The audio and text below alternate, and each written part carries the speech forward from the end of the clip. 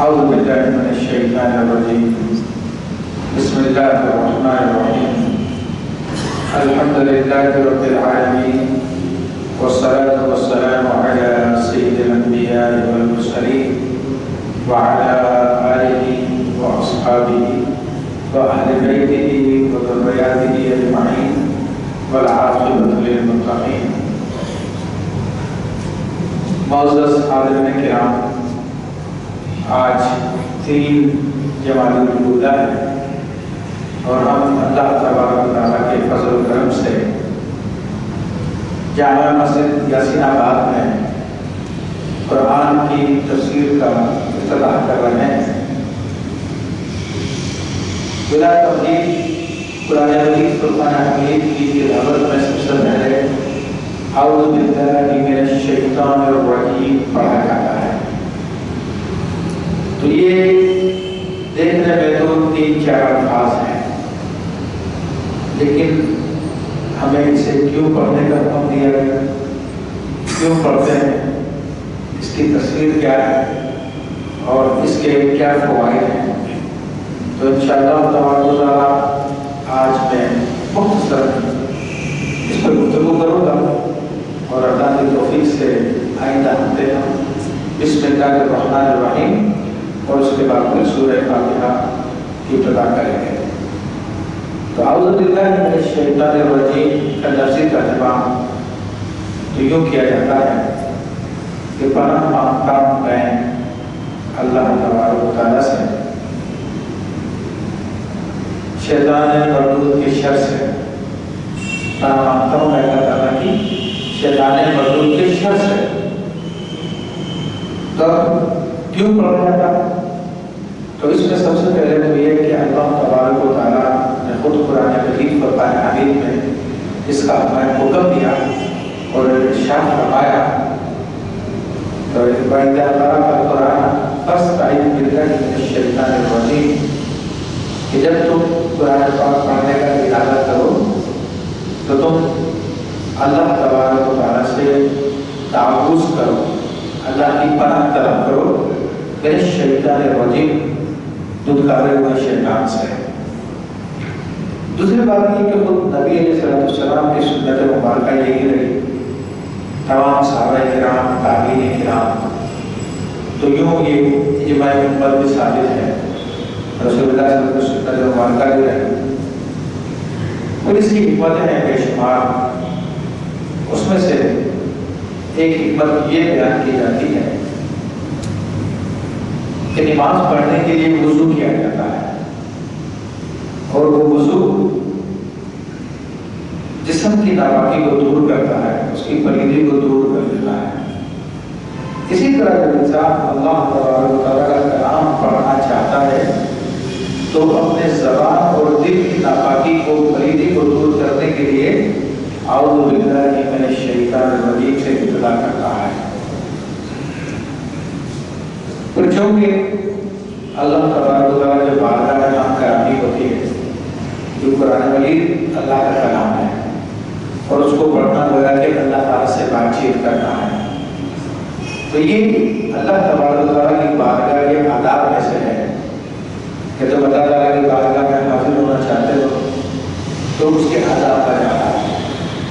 اس طرح کہ دنیا کے بادشاہوں کے بارگاہوں میں جب انسان حاضر ہوتا ہے تو اس کے عالی موالی لوگ باقاعدہ لوگوں کو ادب سکھاتے ہیں، اس کا طریقہ بتاتے ہیں کہ بادشاہ سلامت کے یہاں پر اس طرح سے تو گفتگو کر رہا ہے۔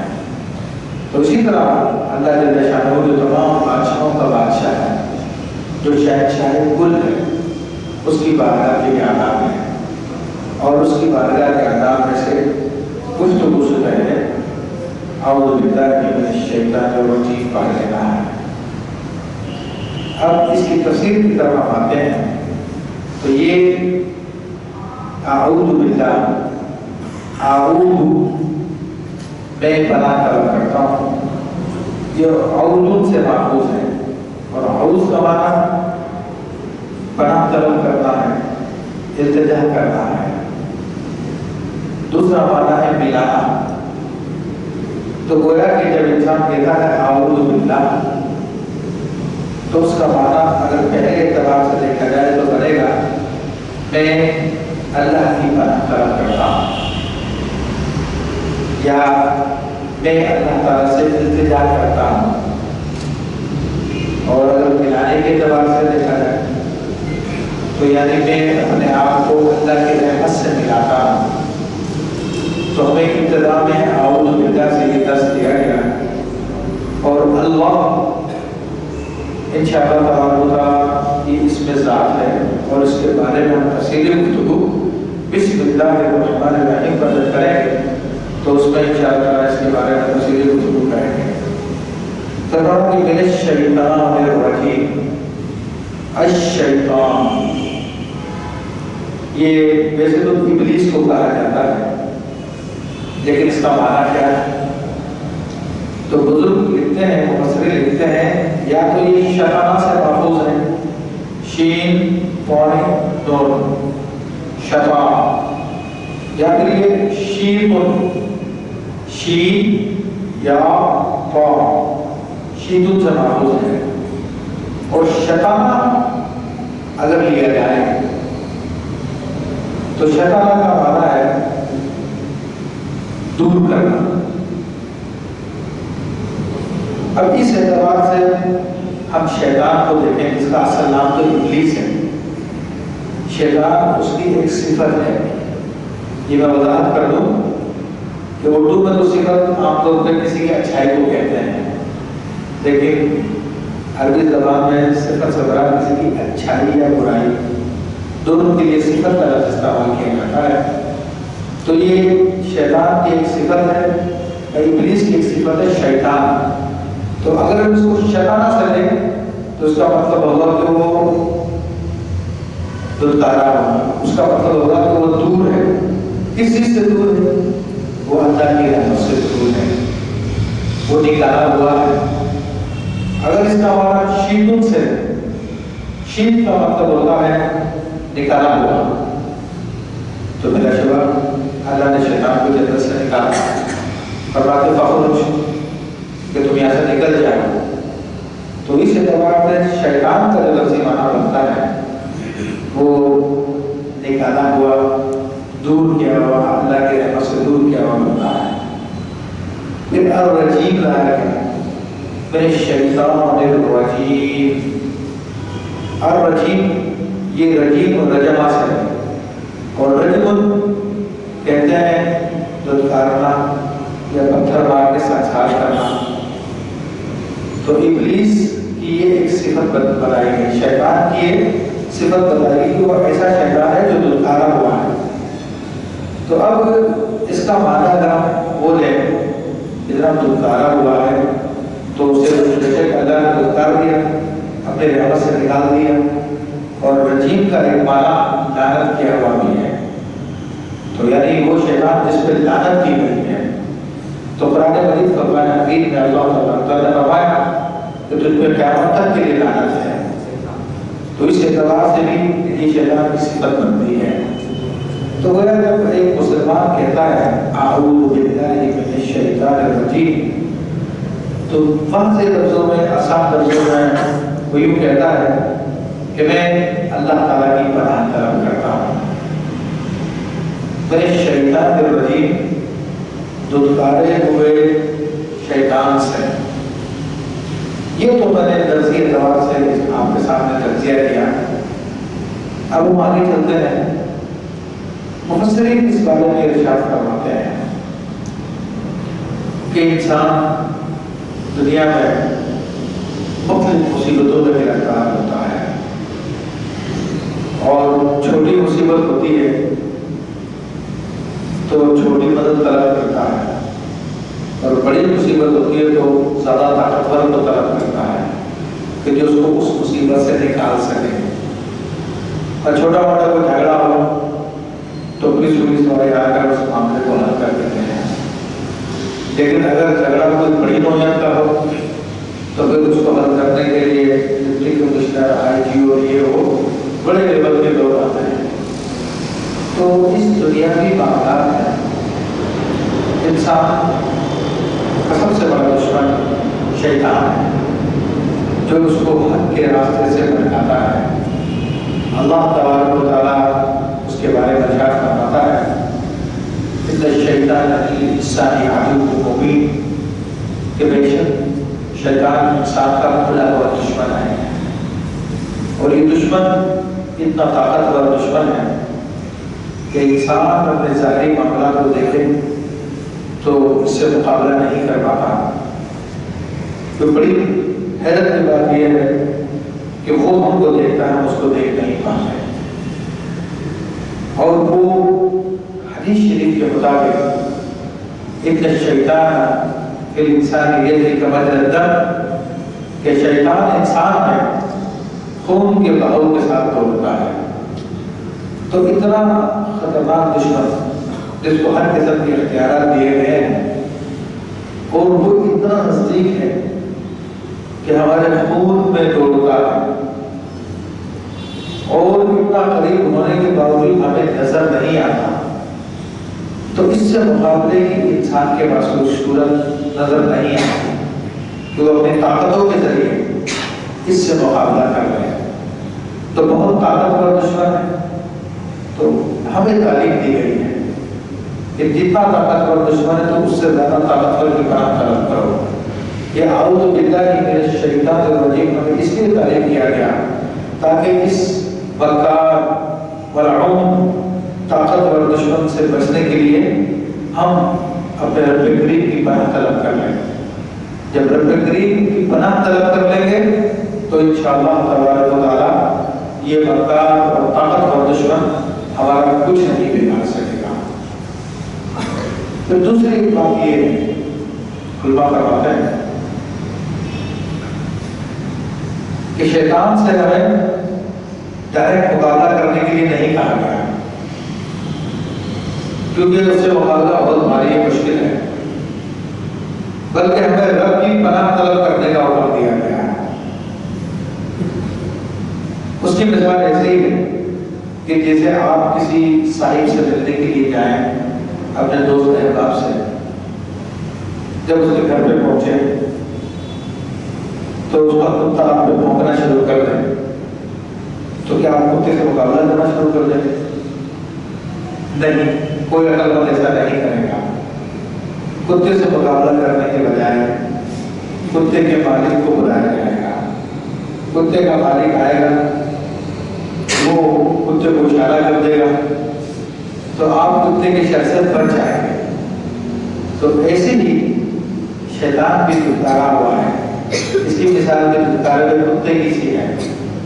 یہ بھونکتا ہے انسانوں کے اوپر، تو انسانوں کو اس سے مقابلہ کرنے کے بجائے اس کتے کے مالک کو یاد کرنا چاہیے جو رب کائنات ہے، جو اللہ تبارک و تعالیٰ ہے۔ جب اللہ تبارک و تعالیٰ کو یاد کرے گے تو وہ اس کو روک دے گا۔ اب صوفیہ کرام اعوذ باللہ من الشیطان الرجیم کے حوالے سے فرماتے ہیں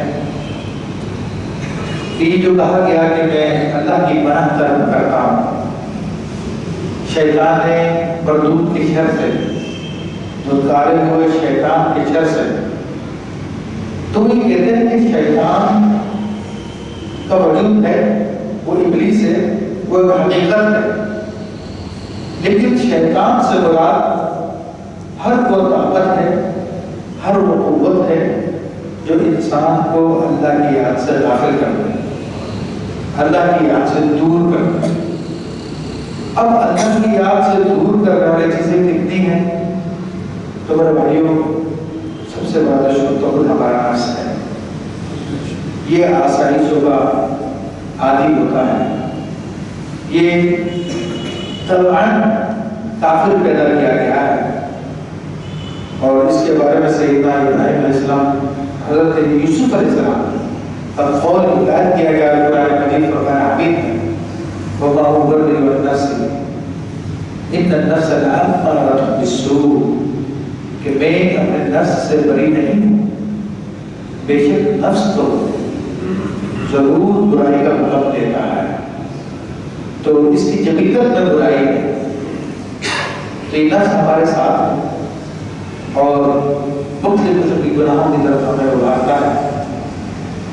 چاہتا ہے کہ آنکھوں کے ذریعے حرام کام کیے جائیں، کانوں کے ذریعے حرام کیے جائیں، کام کیے جائیں، ہاتھوں کے ذریعے حرام کام کیے جائیں، کبھی پاؤں کے ذریعے حرام کام کرواتا ہے، تو جسم کے مختلف حصوں کو یہ نفس برائی کی طرف داخل کرتا ہے، تو یہ اللہ سے داخل کرنے والا ہوا، اللہ کی یاد سے روکنے والا ہوا۔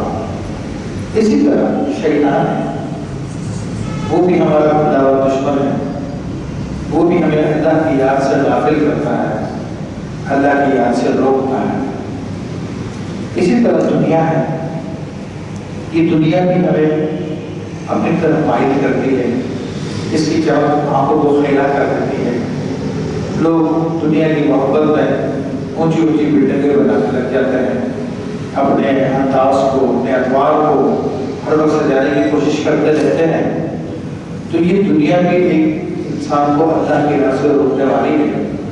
تو یہ تمام کی تمام چیزیں، ہمارا نفس، شیطان اور دنیا، یہ سب شیطان کا داخل ہے۔